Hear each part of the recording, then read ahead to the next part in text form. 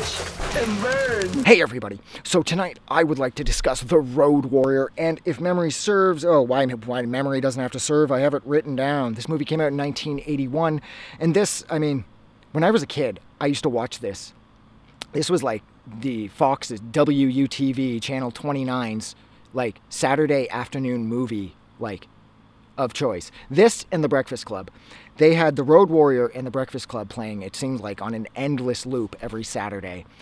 So, like every other adult male, I used my parents' hand-me-down Betamax to tape this off of WUTV, and I watched it repeatedly, just as all adults do. And I love this movie. I love how this movie takes place in roughly 1990, and that is a really messed up thought, because this movie is so 1980s to me. But as far as the lore is concerned and the timeline of events, the first Mad Max happened, I think, between 1984 and 1987, and this takes place a few years after that. So this is roughly, 1987 through 1990, somewhere in there, and I think it's a little more accurately, I think it would be 1990, and that has always just completely blown my mind, because I just can't wrap my head around these movies taking place in some sort of dystopian future, because I grew up watching them as a kid completely safe in the 80s. So it's just like the third one, if I'm not mistaken, takes place roughly around the mid-2000s. And no, Beyond Thunderdome takes place in 1985, because that's when I saw it, in 1985. But no, apparently Beyond Thunderdome takes place in the mid-2000s. And the timeline has always completely fucked me up. I think, I love too, one of my favorite things about this is the truck that they use to kind of fool Lord Humongous and his men into thinking that the gas is on there. That truck has a Seven Sisters logo on the side, and I thought that was so brilliant, because Seven Sisters were all of the oil companies. They were known as the Seven Sisters. So for Miller to put that nod into this, and it's a nod that either everybody notices or nobody notices, I thought that was really clever. Now this one is, of course, the roughest. This one has rape, and I saw this movie for the first time when I was about 6 or 7 or so, around 88. No, wait, I would have been older in 88. So I was about 8 or so when I first saw this movie, around the late 80s. And the rape was always cut down. You don't really see much of the rape in the uncut version anyways. But the TV edit, like, you see him tearing her clothes off, and then she's dead. So we never really, at least, 8-year-old me never really understood, because I hate rape in movies. But because there was no rape in this, I loved this movie.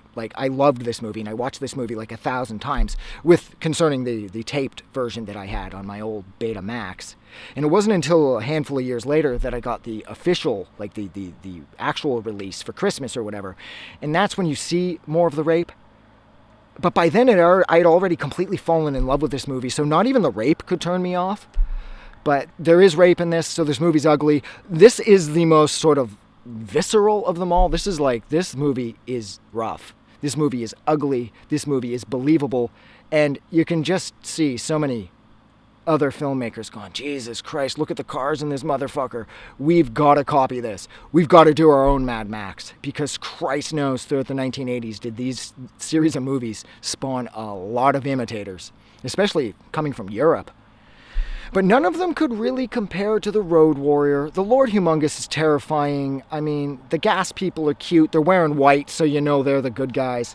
And I love that. And this is believable, and this is scary, and this is so sort of, everybody is tattered, and everything is torn, and everything is so DIY, because society is completely collapsed.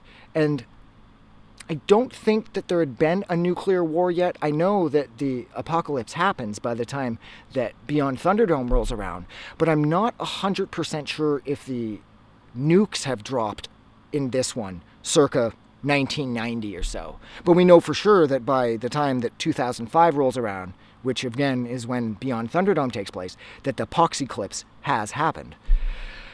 So, this movie is scary. Lord Humongous alone, the nods back to World War II, and the fact that he's got, I think it's a German cross, and, the 44 case that he has. And there's a lot of, there's a picture of, a World War II couple in there. Now, whether or not Lord Humongous was related to these people, or he was that guy in the picture or whatever, I don't know. I know there's been a lot of speculation regarding that.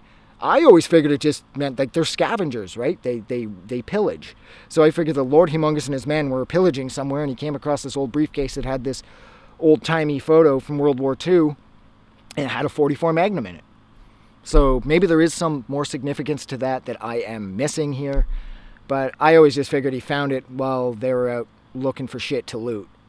I love this movie. Lord Humongous was so scary. And then at the same time, I was completely in love with Friday the 13th. And like Jason Voorhees was like a god. And then Lord Humongous was like his more muscular, more human brother. I had this thing in my head where they used to hang out and shit. But then I was a completely brain-dead 8-year-old. So that was a fucking waste of my time.